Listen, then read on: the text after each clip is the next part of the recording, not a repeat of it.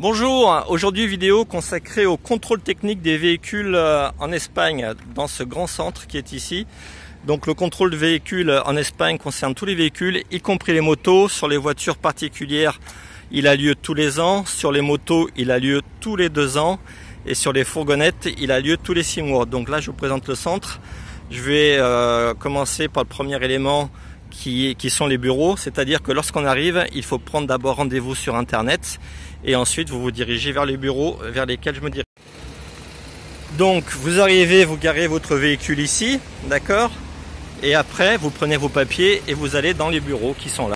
Donc à préciser que vous prenez le rendez-vous sur Internet, que les rendez-vous sont accessibles de 6 h le matin jusqu'à 22 h le soir, tous les quarts d'heure, par tranche horaire de tous les quarts d'heure. Ça vous laisse deviner, donc de 6 h le matin à 22 h le soir, le nombre de véhicules qui passent dans ce centre. Vous, une fois que vous êtes passé au bureau, vous reprenez votre véhicule et vous vous mettez dans l'une des 2 files qui sont ici. Et vous faites la queue pour d'abord la vérification des feux et de l'anti-pollution. Donc je vais me positionner effectivement dans cette queue-là.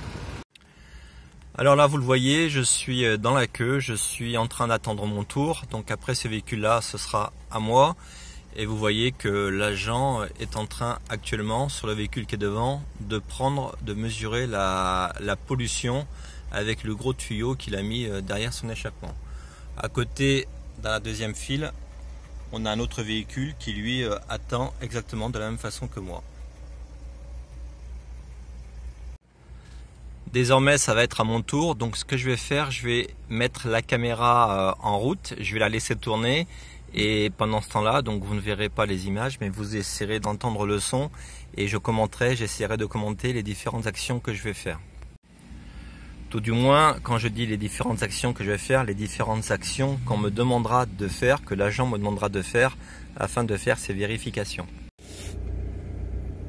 Ça va être à mon tour, je vais donc avancer. Allez, c'est parti.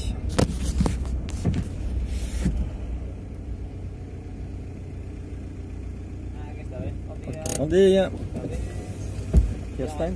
Ah si, pardon, la pause.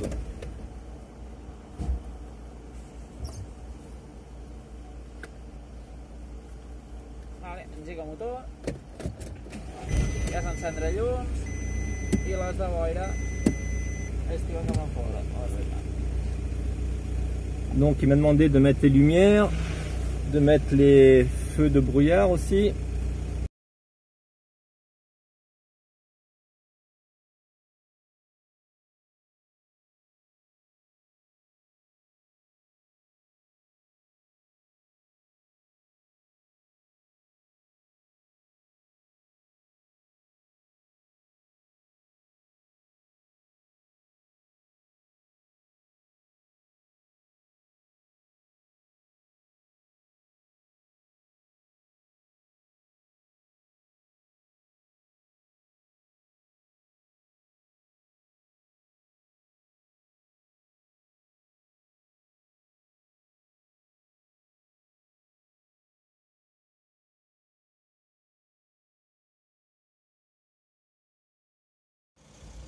Vous constatez que les personnes sont tranquillement dans leur voiture, en train de faire la queue, en train d'attendre que les agents contrôlent les véhicules les uns après les autres, à la queue leu-leu. Donc ce qu'il faut comprendre, c'est que ici, dans un grand centre comme celui-ci, vous n'avez pas d'attente. Vous arrivez, vous vous inscrivez pour valider les papiers et le rendez-vous que vous aviez. On vous demande de vous positionner dans une des queues, dans une des files, et puis vous y allez quoi, à la bonne franquette, les uns après les autres, à la chaîne. Je viens d'avancer un petit peu, le véhicule devant moi, le fourgon noir, est lui actuellement sur le banc, avec l'opérateur qui commence ses vérifications. Vous voyez que sur le côté, la file qui est en parallèle, elle a aussi avancé, que donc effectivement rien ne sert de changer de file ou de chercher à prendre la meilleure des 2 files, puisque de toute façon on avance de concert. Donc après ce sera mon tour. Allez, c'est à nous maintenant.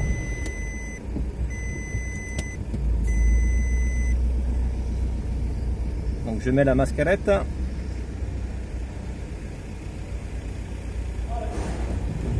Bon dia. Deixa il motor o però? El cotxe engegat. Engegat. Vale, vale. 204. Sí, vale. Vale, toca el claxon. Una mica d'aigua al vidre. Molt bé. Le klaxon, l'essuie-glace. Vale, ens posem el cinturon. Donc je vais vérifier la porte, désormais la ceinture.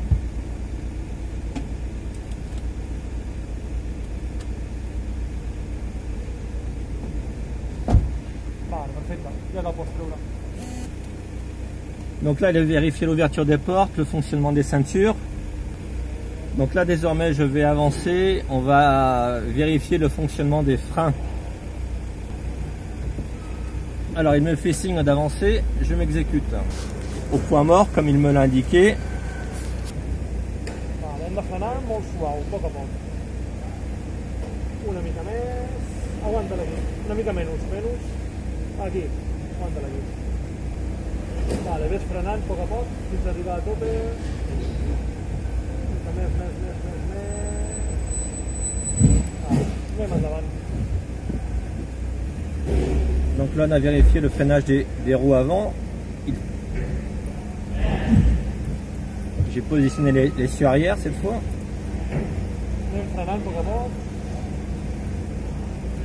Donc il me demande de freiner progressivement. Un peu plus. Freno. Maintenant le frein de main, petit à petit. Vale, aquí mateix. Ha d'agafar ella. Ok, merci. Donc là, après la vérification des roues avant, des freinages avant et du freinage arrière, ainsi que du frein à main, on va passer sur le dernier pont afin de vérifier le bon état des essieux et des fixations des tringleries. Donc à chaque opération, on a un opérateur différent avec des bandes de contrôle différentes.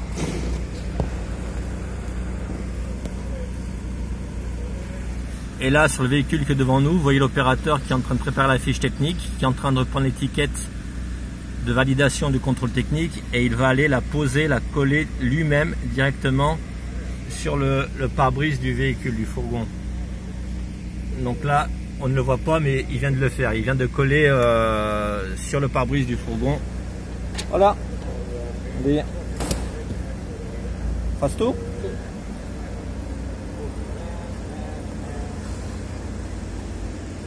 Vale, mort. Paramotor i freno de mà. Des d'aquí l'altaveu. Direm molt volant. Ok. T'ho demano tot des d'aquí l'altaveu. Ok.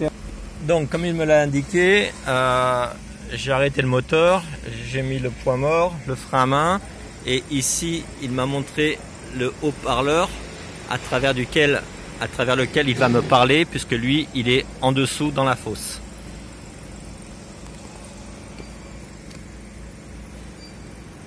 Et la bande de contrôle qui est ici. Donc il est descendu dans la fosse, qui est là, grâce à l'escalier. Il est descendu pour inspecter donc le dessous du véhicule. Pardonne?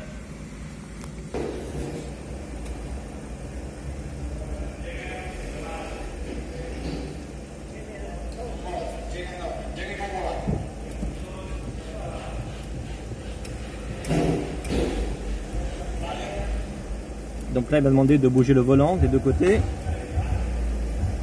Là, il actionne des petits pistons qui agissent sur les suspensions. Il me demande de freiner. Il me demande d'avancer.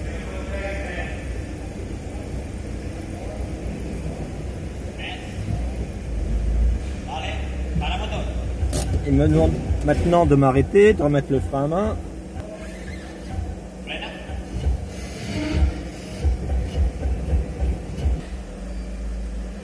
A demandé de freiner. Donc là, vous avez vu qu'il est repassé, il est sorti de la fosse. Il se dirige vers sa borne, en train de taper son rapport.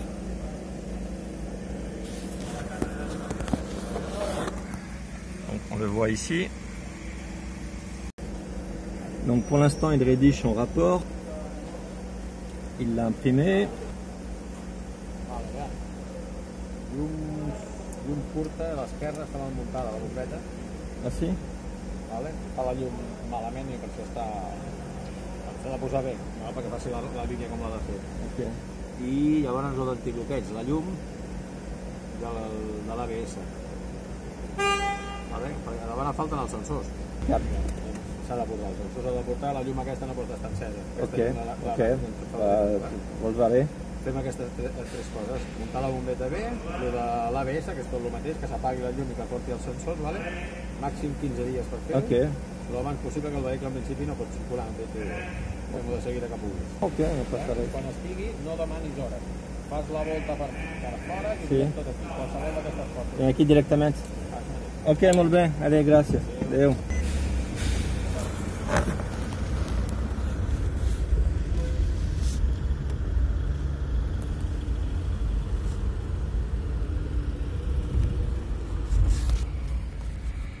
Donc là, vous le voyez, le véhicule a été recalé. Pourquoi? Tout simplement parce que j'ai une ampoule anti-brouillard qui est grillée.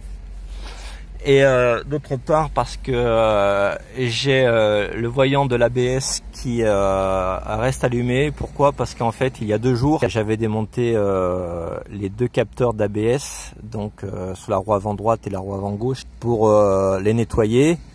Et en fait, j'ai complètement oublié de les remettre. Et d'ailleurs, je pensais même pas que ça leur poserait problème. Donc, du coup, je vais attendre 2-3 jours de recevoir les capteurs d'ABS. Et je reviendrai tout simplement.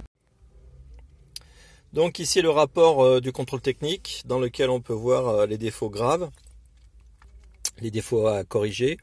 Donc le premier, c'est l'une des lumières des ampoules des antibrouillards qui est grillée, qu'il faut que je remplace. Ensuite, défaut léger, mauvais éclairage de la plaque d'immatriculation, il faudra que je vérifie. Et puis les 3 autres défauts qui sont relatifs au système d'anti-blocage de l'ABS, puisqu'effectivement, d'une part, les voyants s'allument. Et les voyants s'allument pourquoi? Parce qu'effectivement, j'ai enlevé, comme je l'ai indiqué, les capteurs.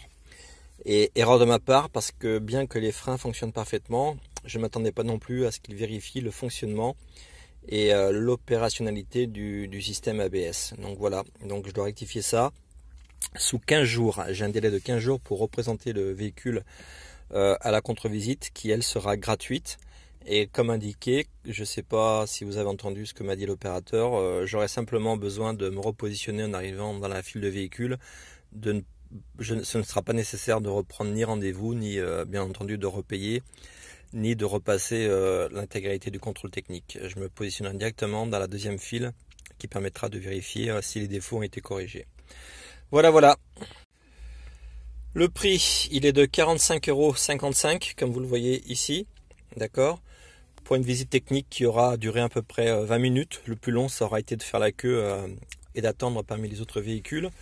Donc je précise que là, j'ai fait une petite vidéo sur le contrôle technique auto. Pourquoi? Parce que je voulais filmer l'intervention et que bien entendu, si j'avais fait avec une moto, je pense que les mecs m'auraient un petit peu envoyé chier si j'avais sorti la caméra et si je les filmais pendant qu'ils étaient en train de vérifier, d'inspecter la moto. Concernant les motos plus précisément, ce qu'il faut savoir, c'est que ici, si une moto n'est pas conforme à l'origine, c'est-à-dire au niveau du carénage, c'est-à-dire que si vous avez une moto en version S carénée et que vous l'avez transformée en NECT, que vous l'avez transformée en moto un peu dépouillée, ça ne passera pas. La moto doit être absolument conforme à ce qui est indiqué sur la carte grise qu'ils appellent la fiche à technique, qui, bien entendu, selon le modèle de votre moto, correspond à certaines spécificités. Et il vérifie si effectivement une moto qui est d'origine carénée, si elle arrive avec les carénages et les carénages en bon état. Autre point qui ne passe pas du tout non plus ici au contrôle technique, c'est le fait d'avoir un échappement qui ne soit pas d'origine. C'est pour ça que beaucoup de motards, par exemple, bien entendu, comme partout ailleurs, montent des pots d'échappement différents de ceux d'origine. soit pour avoir un bruit différent, soit pour avoir des performances normalement accrues. Enfin bon, ça c'est encore un long débat. Mais beaucoup en fait gardent le pot d'origine ou achètent d'occasion un pot d'origine, et du coup les pots d'origine sont recherchés ici afin de pouvoir spécifiquement passer le contrôle technique, l'ITUV, sachant que ici l'ITV donc signifie inspection technique de véhicule et non pas contrôle technique, mais bon c'est la même chose. Et comme je l'ai indiqué, pour les voitures particulières, le contrôle se fait tous les ans. Pour les fourgons tous les 6 mois, ou les véhicules professionnels ou les autobus. Et pour les motos, c'est tous les 2 ans. Autre point aussi, pour les motos, si les clignotants ne sont pas d'origine, ou en tout cas relativement proches de ceux d'origine, si vous mettez des gouttes d'eau, des mini clignotants à peine visibles, pareil, la moto sera recalée. Et autre point aussi qui est à prendre en compte, hormis bien entendu les points de sécurité tels que les freins, l'état des disques, des flexibles de freins, des pneumatiques, de l'éclairage, la pollution. Et c'est vrai que les scooters récents, surtout les scooters de temps, de petite cylindrée qui ont un niveau de pollution qui n'est pas conforme, souvent ils sont recalés. Donc ça c'est aussi quelque chose d'assez problématique. C'est pour ça qu'on peut trouver beaucoup de scooters un petit peu d'occasion, un petit peu anciens, qui en fait ont très peu de défauts mais qui ne passent pas le contrôle technique et du coup qui sont bradés, qui sont vendus à des prix défiant toute concurrence. Donc je le rappelle, j'ai fait cette vidéo en passant une voiture, mais j'aurais pu le faire en passant bien entendu une moto. Ce qui aurait été bien entendu beaucoup plus en relation, en thématique avec la chaîne, mais ça aurait été identique puisque de toute façon les points qui sont vérifiés sont les mêmes, hein. Bien entendu on les transpose d'une voiture à une moto et d'une moto à une voiture. Après, comme je l'indique, c'est simplement que si j'avais fait la vidéo pendant le contrôle en filmant les opérateurs dans le cadre d'une moto, ouais, je me serais un petit peu fait huer, j'imagine. Alors que là, vous l'avez vu, je l'ai fait plus ou moins discrètement en mettant le mobile, la caméra sur le tableau de bord de la voiture. Et bon, voilà, c'est passé pas inaperçu parce qu'ils l'ont bien vu, mais en fait, ils ont rien dit, quoi. Voilà, c'était plus discret tout de même. Donc, la morale de l'histoire, c'est de vous dire que, comme dans de nombreux pays, que ce soit l'Allemagne, que ce soit ici l'Espagne, le contrôle technique pour les motos est parfaitement opérationnel depuis de nombreuses années, qu'il limite de beaucoup la personnalisation ou la transformation des machines, car si effectivement vous modifiez trop la machine par rapport à ce qu'elle est d'origine, bah, votre machine du coup elle ne passe plus le contrôle technique et vous êtes bon soit pour la remettre d'origine, soit pour rouler avec une machine qui n'a pas de contrôle technique, avec toutes les conséquences que cela suppose. Et donc, même si je suis parfaitement contre l'instauration d'un contrôle technique en France, pour autant, je ne suis pas du tout naïf. J'ai pleinement conscience que les pouvoirs politiques, administratifs et les grands centres, les grandes enseignes de contrôle technique, que ce soit des CRA ou les autres, de toute façon, elles ont déjà mis en place tous les dispositifs nécessaires, qui sont déjà opérationnels, qui sont simplement en attente pour uniformiser ce fameux contrôle technique à toute l'Europe. Voilà, faut pas se leurrer. On peut peut-être le retarder un peu. On peut s'indigner effectivement que ça se passe ainsi. Et je suis le premier à m'en indigner, car effectivement, c'est prendre les gens pour des moutons, des vaches à lait. Mais bon, faut pas se leurrer, hein, ça existe, vous l'avez vu au travers de cette vidéo, ça existe en Espagne, qui sont nos proches voisins.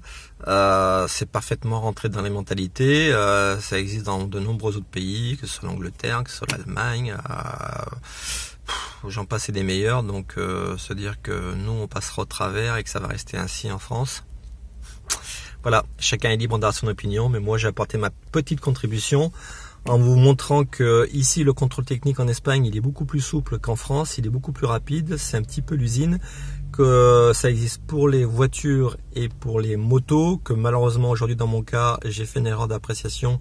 Je suis venu en ayant ôté, désactivé le système ABS, erreur qui m'a coûté cher puisque je suis bon pour une contre-visite.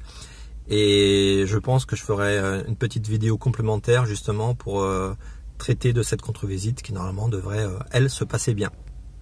Merci de m'avoir suivi. Surtout n'hésitez pas à vous abonner, un petit pouce bleu, ça prend 2 secondes. Et franchement, moi, ça m'aide beaucoup pour aider YouTube à référencer la chaîne et à me motiver à faire d'autres vidéos qui éventuellement peuvent vous intéresser. Et surtout, n'hésitez pas à me faire part des vidéos qui seraient susceptibles effectivement de vous intéresser et sur lesquelles on pourrait effectivement apporter quelque chose d'un peu différent par rapport à ce qui existe déjà. Portez-vous bien et à la prochaine. Merci.